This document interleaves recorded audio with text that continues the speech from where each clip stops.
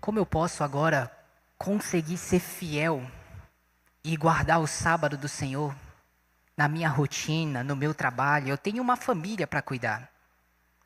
Jesus disse em Marcos 8,36: Filho, o que aproveita você ganhar o mundo inteiro se você perder a sua alma?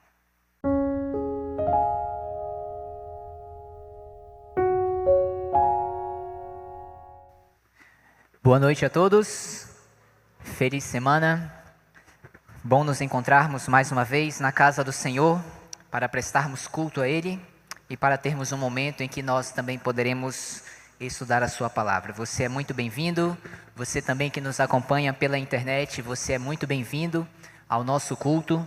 Que nós possamos ser enriquecidos e abençoados por estarmos na presença de Deus. Amém? Que possamos buscar isso agora. Vamos fazer uma oração para darmos início? Bom Pai, querido Deus, obrigado, Senhor, pela oportunidade que o Senhor nos dá de estarmos nesse bom lugar nessa noite. Queremos convidar o Senhor para que continue conosco aqui e agora, especialmente ao abrirmos a Tua palavra, a revelação que o Senhor fez para a nossa vida sobre o plano da salvação, pedimos ao Senhor que ilumine a nossa mente, para que possamos compreender um pouco mais daquilo que o Senhor deseja para nós. Esse é o nosso pedido, em nome de Jesus. Amém.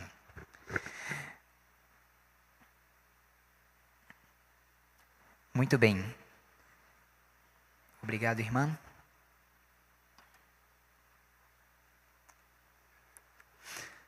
O tema da mensagem de hoje é Aliança Eterna.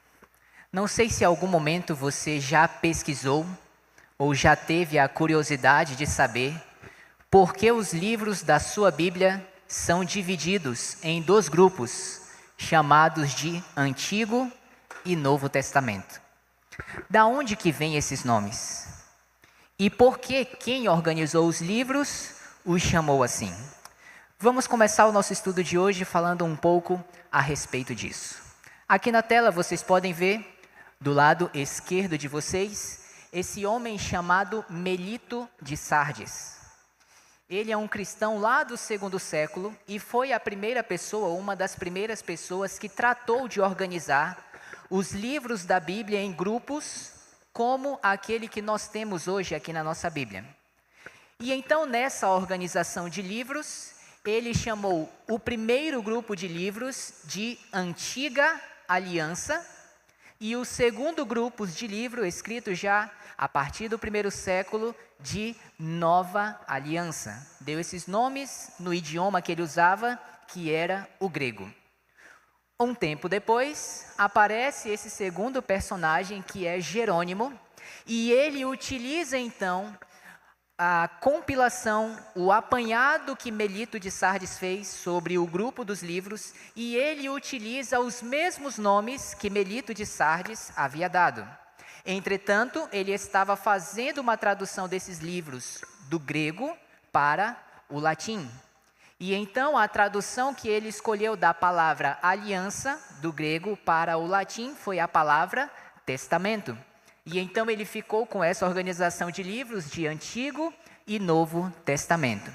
E como no nosso idioma nós temos uma raiz, um link muito forte com o idioma latino, nós herdamos esses nomes e é por isso que as nossas Bíblias estão divididas dessa forma: Antigo e Novo Testamento. Então essa questão da aliança foi interpretada pelos pais da igreja como a grande mensagem que a Bíblia está revelando para nós. A tradução dessa palavra aliança, ela é bem ampla e ela pode significar também um tratado e um acordo. Nesse caso, é um acordo, um tratado ou uma aliança feita entre o Senhor, Adonai, e a raça humana. Então, a mensagem que a Bíblia está apresentando para nós ao longo de todo o seu conteúdo tem que ver com o interesse de Deus, o ser soberano do universo, em fazer uma aliança, um acordo com as suas criaturas, a raça humana. E é isso que ele propõe a todos nós. Agora, quais são as características dessa aliança? A primeira delas, eu quero convidar você, se tiver uma Bíblia aí contigo, a ir comigo ao livro de Gênesis, no capítulo 17. Gênesis, capítulo 17.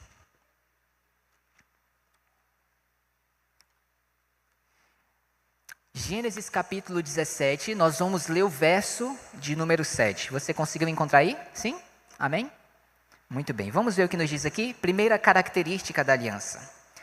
Estabelecerei a minha aliança entre mim e ti e a tua descendência no decurso das suas gerações. Aliança, o que, irmãos, que diz na sua Bíblia?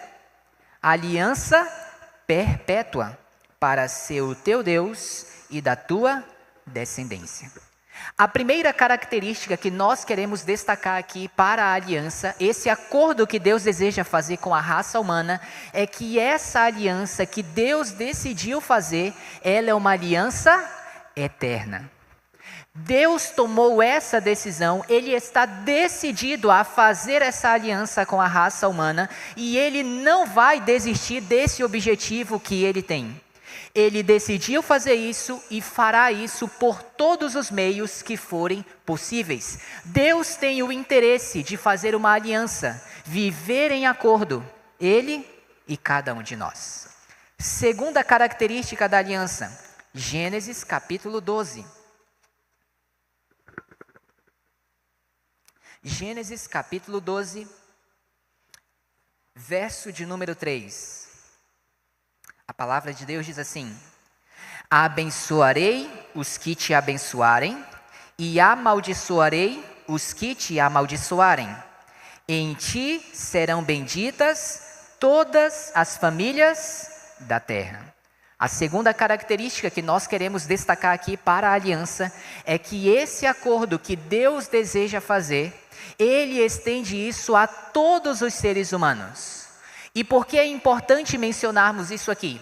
Porque esses dois textos que nós acabamos de ler, eles são uma conversa que Deus teve com o patriarca Abraão, que depois se tornou o originador, a partir de Isaac e Jacó e seus 12 filhos, do povo de Israel. Por que Deus agiu dessa forma? A Bíblia nos ensina que nós somos uma raça que pecamos contra Deus e por isso nós estamos separados dele, alienados de Deus. Deus cria Adão e Eva lá no Jardim do Éden e o objetivo de Deus é viver em aliança com a raça humana, mas nós pecamos e criamos um abismo entre nós e Deus.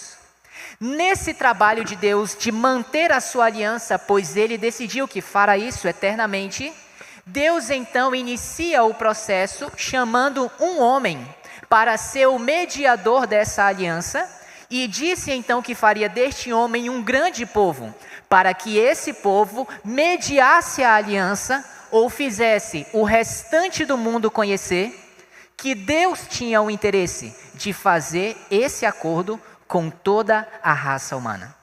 Então é por isso que é importante nós entendermos que esta aliança, Deus está falando com Abraão, mas o objetivo dele é que essa aliança se estenda a todos os seres humanos. Agora, como foi o processo da formalização da aliança? É muito interessante nós vermos como Deus atuou para formalizar esta aliança. E Ele fez isso utilizando o costume dos tempos bíblicos, lá da época em que o povo de Israel viveu, para formalizar esta aliança. Ou seja, as pessoas tinham o hábito de fazer alianças, geralmente entre alguém mais poderoso e alguém submisso a ele nesta aliança, e Deus usa esse modelo para formalizar a aliança com o seu povo. Como é que isso acontecia, amigos? Olha só. Aqui deste lado, você está vendo um achado arqueológico de um tratado, de uma aliança, que foi feita entre um soberano e alguém a quem ele estava oferecendo essa aliança. E como é que acontecia esse processo de formalizar a aliança? A arqueologia descobriu que eles seguiam o seguinte método. Primeiro, o soberano que estava propondo a aliança chegava para aquele abaixo dele e ele então contava um preâmbulo. Ele contava uma história que explicava por que estava fazendo a aliança. Então, nesse achado arqueológico, o registro começa assim: estas são as palavras de Sol-Mursiris, o grande rei de Hat, o valente, o favorito do deus da tormenta. Ele se apresenta e agora ele conta uma história. Aziras era o teu ancestral. Ele se rebelou contra meu pai, mas se submeteu a ele. E quando os reis da terra de Noase se rebelaram contra seu pai, eu os expulsei. E depois de apresentar todas as leis, ele finalizava a aliança da seguinte forma: as montanhas, os rios, as fontes das águas, o grande mar, o céu e a terra, os ventos e as nuvens, todos esses eu chamo por testemunha para esse tratado e juramento que eu faço com você. Então ele fazia o preâmbulo, colocava as leis da aliança e finalizava chamando os elementos da terra para serem a testemunha desse acordo. E então, amigos, ele pegava o meio do tablete, onde estavam as leis da aliança, e para fechar o processo, ele pegava o anel sinete que ele tinha como rei, e ele marcava como um selo o meio das leis da aliança. Ele colocava o seu selo ali. E aquilo era o carimbo que formalizava esta aliança. Então, um selo antigo, um anel sinete antigo, como alguns aqui de vocês sabem, ele carregava 3 informações que eram importantes, que identificavam o senhor que era dono daquele selo. Primeira informação, o próprio nome do soberano. Segundo aspecto, o cargo que ele possuía. E o terceiro aspecto era o território sobre o qual ele dominava. Então é interessante, nós vamos ver agora que Deus, quando vai fazer a aliança com o povo de Israel, e ele estende essa aliança a todos nós, ele está utilizando o mesmo padrão desse achado arqueológico que era o costume antigo. Então Deus começa a aliança lá em Êxodo 20, fazendo o mesmo que está no achado.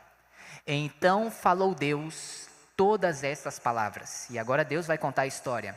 Eu sou o Senhor teu Deus, que te tirei da terra do Egito, da casa da servidão. Deus se apresenta como um soberano e agora ele conta a história. Você era escravo, eu libertei você. Agora vamos fazer a aliança. Então ele dá o preâmbulo e em seguida, você conhece Êxodo 20, né? Sabe que lá estão registrados os 10 mandamentos. Depois que ele faz o preâmbulo, ele começa a entregar então as leis desse acordo, a lei da aliança. E aí quando Deus vai encerrar a formalização do processo, lá em Deuteronômio capítulo 30, ele faz a mesma coisa que o outro rei fez. Lá diz em Deuteronômio 30, 19, os céus e a terra tomo hoje por testemunha contra ti, que te propus a vida e a morte, a bênção e a maldição. Escolhe, pois, a vida para que vivas tu e a tua descendência. Olha que interessante. Deus seguindo o mesmo parâmetro, a mesma estrutura das alianças antigas. E aí, se Deus está seguindo o mesmo parâmetro, nós devemos imaginar que Deus também colocou o seu selo no meio das leis da aliança, não é? E agora, o que seria o selo de Deus? Bom, nós sabemos que as leis da aliança são 10, mas elas não são divididas em 2 metades iguais. A primeira tábua dos 10 mandamentos continham 4 mandamentos, e a segunda tábua dos 10 mandamentos continham os últimos 6 mandamentos. Então, se o selo era colocado bem no centro da lei, nós temos aqui que o centro da lei de Deus é o 4º mandamento ou o 5º mandamento. Então, para identificarmos qual desses 2 Deus usou como selo para se identificar e para marcar aqueles que pertencem a Ele, precisamos encontrar em um desses 2 mandamentos as 3 características do selo. Quais são elas? O nome dele, o cargo e o território que ele domina. Vamos então fazer essa análise? Vamos ler o 4º mandamento. Aqui ele está na íntegra, tá bom? Se você quiser ver na sua Bíblia, Êxodo capítulo 20, do 8 ao 11. Diz assim o 4º mandamento: lembra-te do dia de sábado para o santificar. 6 dias trabalharás e farás toda a tua obra, mas o 7º dia é o sábado do Senhor teu Deus. Aqui temos a primeira característica do selo, o nome do soberano. E ele segue: não farás nenhum trabalho, nem tu, nem o teu filho, nem a tua filha, nem o teu servo, nem a tua serva, nem o teu animal, nem o forasteiro das tuas portas para dentro.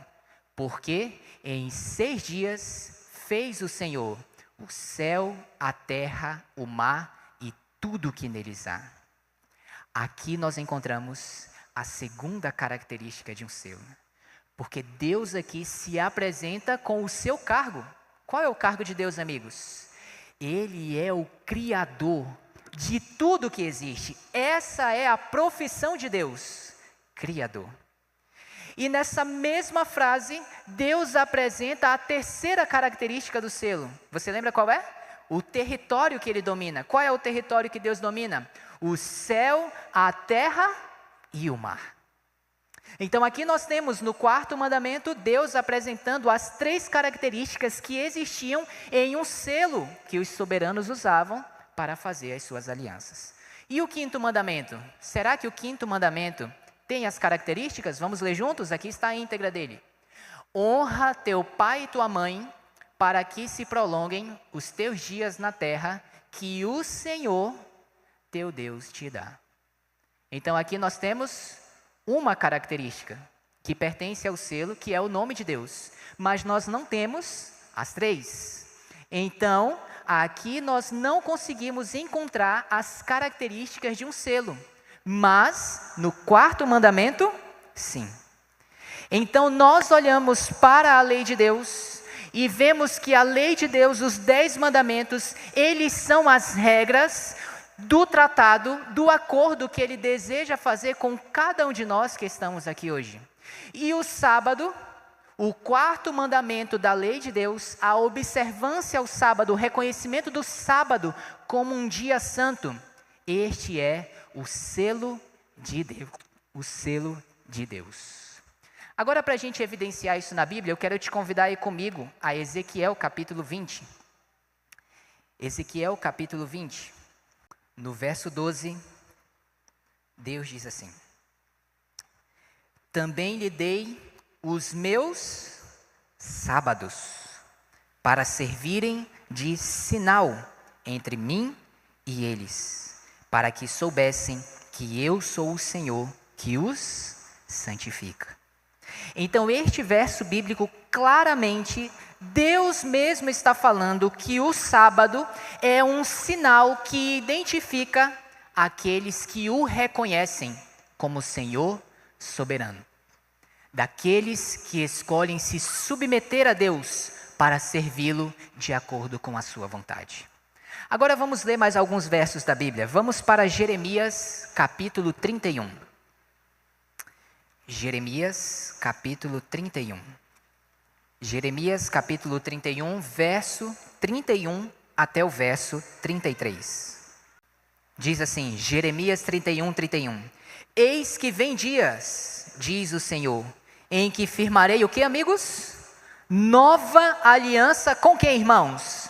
Com a casa de Israel. Vejam, queridos, a Bíblia aqui está apresentando um termo que causa muita confusão nos nossos dias. Nova aliança. Nós vimos anteriormente que Deus disse que a sua aliança, ela é eterna. Então, se a aliança de Deus é eterna, como aqui ele pode estar falando de uma nova aliança? São palavras do próprio Deus. Eu firmarei nova aliança com a casa de Israel. Sabe o que acontece, amigos? O acordo, a aliança tem 2 partes. A parte de Deus e a nossa parte, a parte do povo. Deus nunca quebrou a sua parte do acordo. Mas quando nós olhamos para a palavra de Deus, especialmente no Antigo Testamento, nós vemos na história que o povo de Israel constantemente quebrou as leis da aliança. Ele quebrou o acordo que Deus queria fazer com eles. E o que Deus faz diante disso, amigos? Ignora o povo? Não, irmãos. Ele falou, esta aliança é eterna e eu estou determinado a fazer. Então o povo quebra o acordo, o que Deus faz? Uma nova aliança. Ele chega para o povo e ele faz novamente a proposta da aliança. E será que essa aliança é diferente? Verso 32. Não conforme a aliança que fiz com seus pais no dia em que tomei pela mão para os tirar da terra do Egito, porque eles anularam a minha aliança, não obstante eu os haver desposado, diz o Senhor. Porque esta é a aliança que firmarei com a casa de Israel depois daqueles dias, diz o Senhor. Na mente lhes imprimirei o que, amigos? As minhas leis. Também no seu coração as escreverei. Eu serei o seu Deus e eles serão o meu povo. Então Deus está dizendo claramente, eles anularam a minha aliança, eu vou reformar essa aliança e nessa nova aliança, o que faz parte do acordo, irmãos? As minhas leis, diz o Senhor. Assim Deus lidou com o povo de Israel em todo o Antigo Testamento. E agora eu quero convidar você aí comigo lá para o livro de Mateus, no capítulo 5. Mateus, capítulo 5. E nós vamos ler o verso 17 e 18. Para uma importante avaliação a respeito da vinda de Cristo. Se a vinda de Jesus, por acaso, será que ela anulou a aliança? Deus não tem mais esse propósito no Novo Testamento ou acabou com a sua lei, que é a base da aliança? Em Mateus 5,17, Jesus diz, não penseis que vim revogar a lei ou os profetas. Não vim para revogar, vim para cumprir. Porque em verdade vos digo, até que o céu e a terra passem, nenhum i ou um tio jamais passará da lei, até que tudo se cumpra. Então o Antigo Testamento inteiro é Jesus propondo a aliança para o povo de Israel, ele quebrando a aliança e o povo agora não consegue cumprir, mas Deus tem interesse de ter acordo conosco. Então o que ele faz, irmãos? Ele desce da sua posição, se veste num corpo humano e ele vem agora para cumprir a lei e viver a aliança perfeitamente. Depois que ele morre e ressuscita, ele retorna para o céu e agora há um ser humano lá no trono de Deus que nos representa. E é por isso que Paulo vai dizer que nós somos co-herdeiros junto com Cristo. Ou seja, Jesus é o herdeiro, porque ele viveu isso aqui verdadeiramente. Nós não conseguimos, não merecemos, mas o que Jesus faz? Ele divide a herança dele junto conosco. Ele é o herdeiro. Nós somos co-herdeiros junto com eles, junto com ele. Receberemos pelos seus méritos a vida eterna. Romanos capítulo 9. Romanos capítulo 9. Agora já estamos no período do Novo Testamento. Então no Antigo, Jesus não anula a aliança, Deus não anula a aliança, mas ele renova. A vinda de Jesus não anula a aliança, ele vem para mostrar como é que se cumpre. E agora na igreja do Novo Testamento, a igreja cristã, como se desenrola a aliança? Romanos capítulo 9, verso 2. Paulo está falando agora para os gentios. Tenho grande tristeza e incessante dor no coração, porque eu mesmo desejaria ser amaldiçoado, separado de Cristo por amor dos meus irmãos, meus compatriotas. Ele está falando dos israelitas. São israelitas, pertence-lhes a adoção e também a glória, as alianças, a legislação, o culto e as promessas. Deles são os patriarcas, também deles descende o Cristo segundo a carne, o qual é sobre todos, Deus bendito para todos sempre. Amém. Verso 6. E não pensemos que a palavra de Deus haja falhado, porque nem todos os de Israel são de fato israelitas. Paulo está escrevendo isso daqui para a igreja cristã. Agora, já no período do Novo Testamento, ele está dirigindo essa mensagem para os gentios como eu e você. E ele está falando, Israel era um povo privilegiado, foram adotados por Deus, mas eles rejeitaram a aliança, mas a palavra de Deus não falha, porque agora Deus está levantando um novo Israel para ser seu povo. Eu e você que somos gentios. E ele está falando, o Israel espiritual não é mais aquele de nascimento, o povo de Deus é aquele que aceita entrar em aliança com o Senhor. E como funciona a nova aliança no Novo Testamento? Hebreus capítulo 8. Hebreus capítulo 8, verso de número 10. Aqui Paulo está dirigindo a sua mensagem para a igreja cristã. E veja o que Paulo faz aqui, amigos. Hebreus 8, verso 10. Porque esta é a aliança que firmarei com a casa de Israel depois daqueles dias, diz o Senhor. Na sua mente imprimirei as minhas leis, também sobre o seu coração as escreverei. Eu serei o seu Deus e eles serão o meu povo. Paulo aqui está pegando o texto lá do Antigo Testamento, que Jeremias aplicou para o Israel de sangue. E agora ele está dizendo, Deus está fazendo no Novo Testamento seu povo, Israel espiritual. Deus quer fazer com este povo a aliança, e o molde dessa aliança é o mesmo da aliança antiga. Porque o que foi aplicado para eles lá, se aplica para nós aqui. E Deus tem o interesse de imprimir as suas leis na nossa mente e também no nosso coração. Agora você vai comigo para Apocalipse capítulo 12. Apocalipse capítulo 12. E este é o último livro da Bíblia. A mensagem que Deus deseja revelar ao seu povo agora está chegando no final. E a grande mensagem bíblica é a antiga e a nova aliança, o Antigo e o Novo Testamento, o acordo que Deus chama a cada um de nós para participarmos. E agora, em Apocalipse 12, 17, aparece a última parte do povo de Deus, que permanece fiel. E aqui é dito, irou-se o dragão contra a mulher, e foi fazer guerra com o restante da sua descendência. O dragão é um símbolo para representar Satanás, e a mulher é um símbolo para representar o seu povo. Então, o texto está dizendo, Satanás se irou contra a igreja de Deus, e foi pelejar com o resto da sua descendência. Quem é este povo, amigos? São aqueles que guardam os mandamentos de Deus. Vire a página para o capítulo 14, verso 12. Apocalipse 14, 12 diz, aqui está a perseverança dos santos. No que os santos estão perseverando, irmãos? Os que guardam os mandamentos de Deus e a fé em Jesus.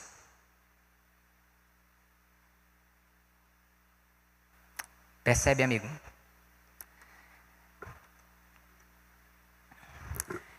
Essa imagem ilustra uma verdade importante da Bíblia. Lá em Isaías 58, verso 12, nós vamos já ver esse texto lá. Lá Deus chamou o povo de Israel no passado, e Ele chama Israel para serem reparadores de brechas. É como se Deus tivesse levantado um muro, o muro da verdade. E esse muro sofreu ataque ao longo dos tempos. Algumas brechas foram feitas no muro. E Deus chamou Israel e colocou eles no centro do mundo antigo, para que as verdades que foram atacadas e fizeram a brecha no muro, para que Israel fosse reparador de brechas. Hoje Deus ainda tem o mesmo plano, e Ele chama Israel espiritual para também sermos reparadores de brechas. É o que você está vendo acontecer nesta noite, nesta igreja, nesta mensagem bíblica. Porque o mundo evangélico lá fora, muitas igrejas lá fora têm ensinado que a lei de Deus foi abolida, que o sábado não é o dia de guarda, mas é o domingo. Fizeram uma brecha no muro da verdade. E nós estamos aqui para ser reparadores de brechas. Esta igreja carrega no nome Adventistas do Sétimo Dia. para fazer você lembrar que o dia de guarda da aliança que Deus deseja fazer com todos nós aqui é o sábado. Deus nos convida para sermos fiéis a Ele, obedecendo aos seus mandamentos. E isso inclui a guarda do 7º dia da semana, o sábado, como um dia santo, sagrado. Enquanto o mundo está dizendo que a lei de Deus foi abolida, esta igreja está aqui para reparar a brecha e dizer: a lei de Deus ainda é válida. A lei de Deus é eterna, tanto quanto a sua aliança. E Ele chama a mim e a você para fazermos parte dessa aliança. A pergunta está aqui, irmãos. O que Cristo está dizendo para nós nessa noite? Ele está dizendo, irmãos, que a sua verdade, ela é eterna. E que até que o céu e a terra passem, nenhum i, nenhum tio, jamais passará da lei. Porque Deus é eterno, a sua lei é eterna e a sua aliança é eterna. Ele convida a mim e a você a aceitarmos entrar em acordo com Ele. Ele é o soberano que convida cada um de nós a fazermos parte desse grupo remanescente fiel. O Senhor estende esse convite a todos nós nessa noite, amigos. Nosso público é grande. Eu acredito que esta mensagem atinge cada um de nós de maneira diferente. Talvez você já saiba disso há muito tempo. Você é um adventista do 7º dia. Querido amigo, você precisa lembrar que o sábado é santo de manhã e também de tarde. Que Deus criou o sábado para descansarmos, mas não foi para a gente passar a tarde inteira dormindo. Se a gente não consegue passar um dia na presença de Deus, que dirá a eternidade? Esta é a reflexão para nós que conhecemos essa mensagem. Para você, meu querido, que um dia conheceu essa mensagem e por algum motivo se afastou, o Senhor te convida hoje a renovar a aliança com Ele e voltar para a sua casa, para o meio do seu povo. A Bíblia diz: o Senhor não está atrasando a sua promessa, como alguns acham que Ele está demorando. Pelo contrário, Ele está sendo paciente para conosco, porque Ele não quer que nenhum de nós nos percamos. Há tempo de graça disponível hoje para aceitarmos a aliança. Para você, meu querido amigo, que talvez nunca ouviu falar sobre isso, esta mensagem está na palavra de Deus. De quem é essa palavra, irmãos? De Deus. Esta é uma revelação que Deus está fazendo para nós. Não dê ouvido a homens, a pastores, a pregadores, a mestres. Ouça o que Deus está dizendo para você. E Ele está dizendo no último livro da Bíblia que seu povo é o povo que persevera em guardar os mandamentos de Deus. Não para ser salvo, porque eles também têm a fé em Jesus como seu Salvador. Hoje é dia de graça. Hoje é dia de salvação. Hoje é o dia de tomarmos uma decisão ao lado de Cristo, pela primeira vez ou para reconfirmarmos a nossa decisão. Isso é o que eu desejo que você faça, meu amigo. Nós vamos ouvir agora uma canção para finalizar o culto de hoje. E eu gostaria de pedir a você que aproveitasse o momento dessa música, para quem sabe ter um momento a sós com Deus em oração. Depende de como essa mensagem te atinge, é claro, mas eu gostaria de convidar a você, durante esta canção, a confirmar a sua aliança com Deus de maneira individual. Se esse for o desejo do seu coração, aproveite esse momento.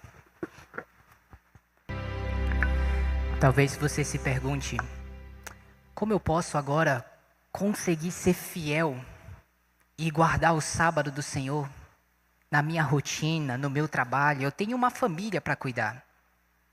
Jesus disse em Marcos 8,36: Filho, o que aproveita você ganhar o mundo inteiro se você perder a sua alma? Davi escreveu em Salmo 37: entrega o teu caminho ao Senhor, confia nele, o mais ele fará. Ele disse: fui moço, agora eu sou velho, eu nunca vi o justo desamparado, nem a descendência dele a mendigar o pão. Jesus disse, para terminarmos: buscai em primeiro lugar o reino de Deus, a sua justiça. Todas as outras coisas serão acrescentadas. Se crermos, o Senhor cuidará de nós. Amém? Vamos ficar em pé.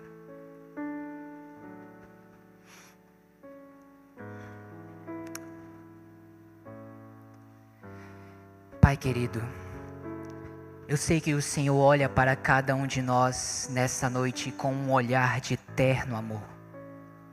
Essa mensagem atinge cada um de nós de uma maneira diferente. Mas a todos nós o Senhor estende o mesmo convite. O Senhor propõe a todos nós entrarmos em aliança contigo. Essa é a mensagem que o Senhor vem falando ao longo de toda a Bíblia. E agora esta mensagem chega para nós, a geração que está vivendo o final dos tempos. O Senhor está chamando pessoas para serem parte do seu povo, Israel espiritual. Pessoas que buscam ser fiéis ao Senhor e à sua vontade, expressa na tua lei os 10 mandamentos. Nós queremos pedir que o Senhor nos conceda o poder do Espírito Santo habitando em nós, para que possamos andar conforme a tua vontade.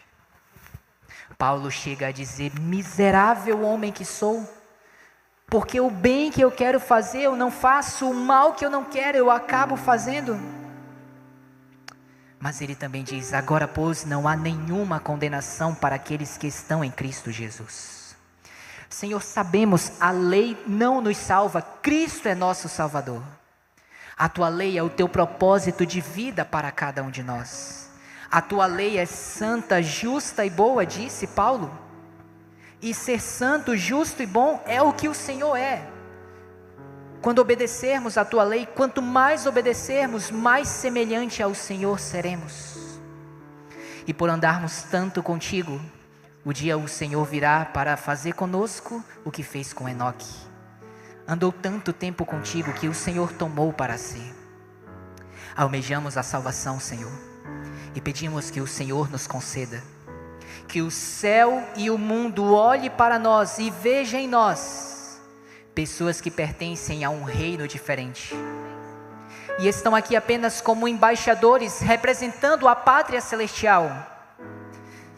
Caminhamos para o céu, confiando na tua graça, na tua misericórdia, no teu amor, e confiando que a boa obra que o Senhor completou em nós, começou em nós, o Senhor há de completá-la até o dia de Cristo Jesus.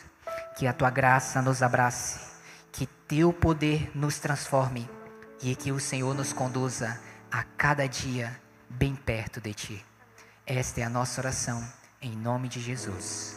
Amém. Uma feliz semana a todos. Deus nos abençoe.